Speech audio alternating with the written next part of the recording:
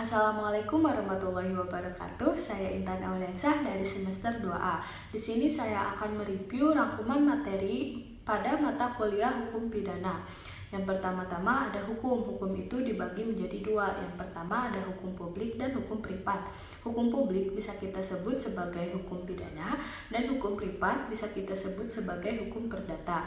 Di sini saya akan menjelaskan tentang hukum pidana. Hukum pidana adalah hukum yang mengatur antara perseorangan dengan kepentingan umum. Hukum pidana ini dibagi menjadi dua. Yang pertama ada hukum pidana formal dan hukum pidana material. Yang dimana hukum pidana material ini menurut Profesor Mulyatno mempunyai tiga aspek. Yang pertama ada perbuatan pidana, yang kedua ada pertanggungjawaban pidana, dan yang ketiga ada sanksi pidana. Yang selanjutnya ada fungsi hukum pidana. Fungsi hukum pidana ini dibagi menjadi dua. Yang pertama ada fungsi umum, yaitu fungsi yang mengatur atau menata kehidupan masyarakat. Yang kedua ada fungsi khusus, yaitu fungsi untuk melindungi kepentingan umum. Yang selanjutnya ada Kitab Undang-Undang Hukum Pidana yang dibagi menjadi dua pula. Yang pertama ada bagian yang bersifat umum yang diatur pada buku pertama pada pasal 1 sampai 103. Yang selanjutnya ada bagian yang bersifat khusus.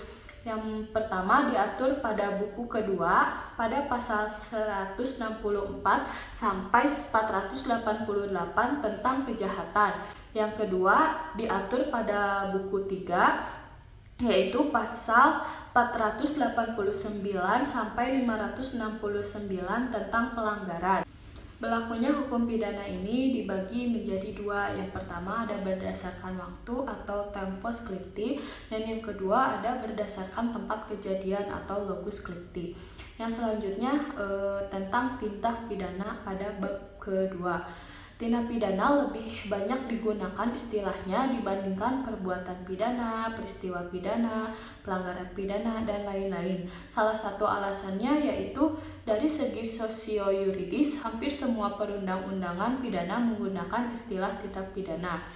Tindak pidana ini mempunyai dua unsur. Yang pertama ada unsur objektif dan yang kedua ada unsur subjektif. Nah, subjek tindak pidana itu ada dua. Yang pertama ada manusia dan yang kedua ada badan hukum. Yang selanjutnya ada pembaharuan hukum pidana di Indonesia, yaitu yang terdapat pada bab ketiga.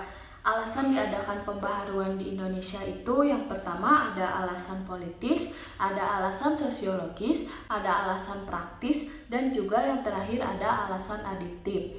Adapun metode pembaharuan KUHP, yang pertama evolusi, yaitu menyelipkan pasal-pasal yang baru. Yang kedua ada kompromis, yaitu menyelipkan bab atau berbagai pasal. Dan yang ketiga ada global, artinya menyeluruh atau disesuaikan atau ingin betul-betul murni. Sekian yang dapat saya sampaikan. Wassalamualaikum warahmatullahi wabarakatuh.